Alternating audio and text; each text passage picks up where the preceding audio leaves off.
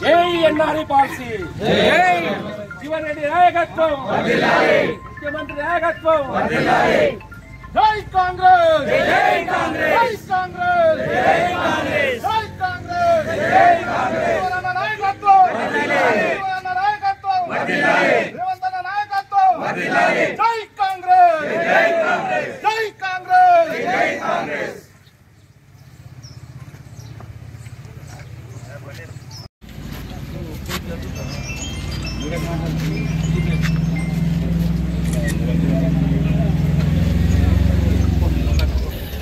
తమలోకి రాని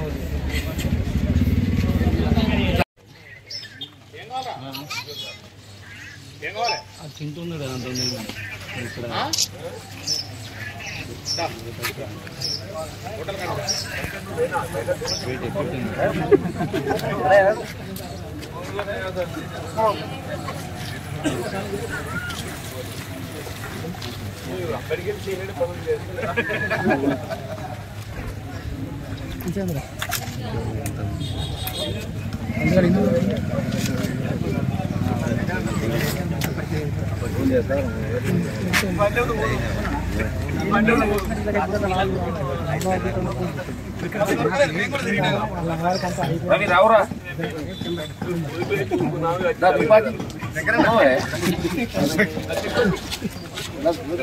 ఉన్నాయా రావు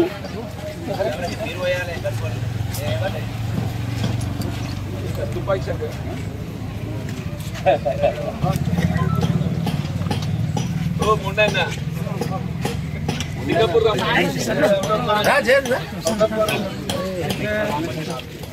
వర్షం కూడా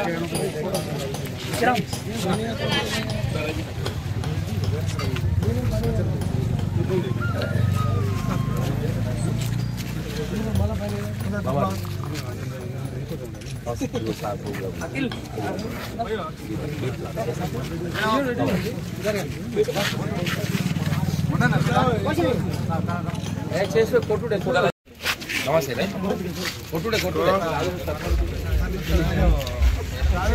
ఏం పర్వాలేదు కొట్టుడే కొట్టుడే కొన్నా కొన్నా ఏం జరగని కొద్దిగా జరగని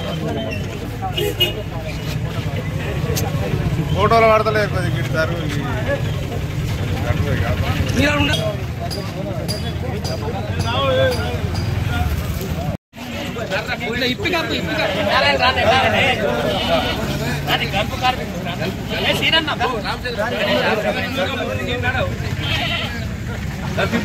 అంత కలుపుకోలే కదా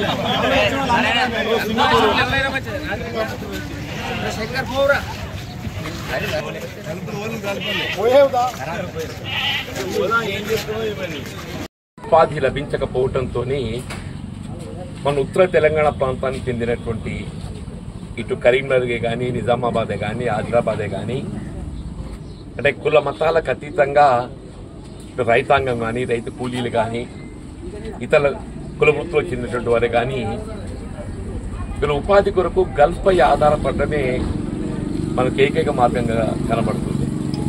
ఇప్పుడు గతంలో ఏ విధంగా ముంబై పోయి షోలాపూర్ పోయి ఉపాధి పొందేటోళ్ళు వెనకటి కాలంలో మనం తర్వాత బొగ్గు బాయిలు వచ్చినాయి. ఇప్పుడు ఏదైతుందో మన గల్ఫే ఏకైక ఉపాధి మార్గంగా కనబడుతుంది. వాస్తవంగా తెలంగాణ రాష్ట్రం ఏర్పాటు కాబట్టయితే మనకు స్థానికంగా ఉపాధి అవకాశాలు మెరుగాయి. నిరుద్యోగ యువతకు ఏదైతుందో ఇక్కడ మనకు జీవన మార్గం పొందే అవకాశాలు లభిస్తే అందరం భావించాలి. నాకు ఇప్పటికి గుర్తుందన్న, ఇప్పుడు తెలంగాణ రాష్ట్ర ఏర్పాటు ఉద్యమంలో గల్ఫ్ కార్మికులు అందరూ కూడా రాజకీయాలకు అతీతంగా అందరూ కూడా తెలంగాణ ఉద్యమాన్ని బలోపేతం చేయడం జరిగింది. వాళ్ళు అక్కడికి వెళ్ళి అందరూ ఫోన్ చేసి చెప్తున్నారు ఈయన వాళ్ళ కుటుంబ సభ్యులకు అందరూ కూడా తెలంగాణ ఉద్యమాన్ని బలపరచాలి, రాష్ట్రం ఏర్పాటు కాబట్టయితే మన కష్టాలు తీరుతాయని చెప్పారు. సరే వాస్తవంగా ఇవాళ ముఖ్యంగా విద్యార్థులు నిరుద్యోగ యువత ఆకాంక్షలకు అనుగుణంగా వాళ్ళ ఆత్మ త్యాగాలు బలిదానాలతోని రాష్ట్రం అయితే ఏర్పాటు కావడం జరిగింది. రాష్ట్రం ఏర్పాటు కాబట్టి దశాబ్ద కాలం గడిచింది.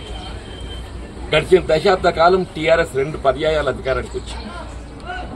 కానీ వాస్తవంగా ఆ 2 పర్యాయాలు కూడా గల్ఫ్ కార్మికుల సంక్షేమార్థం ఏదైతే ఉందో ఏ విధమైనటువంటి ఒక ప్రత్యేకంగా కార్యక్రమం చేపట్టకపోవడం నిజంగా కూడా బాధాకరం చెప్పండి.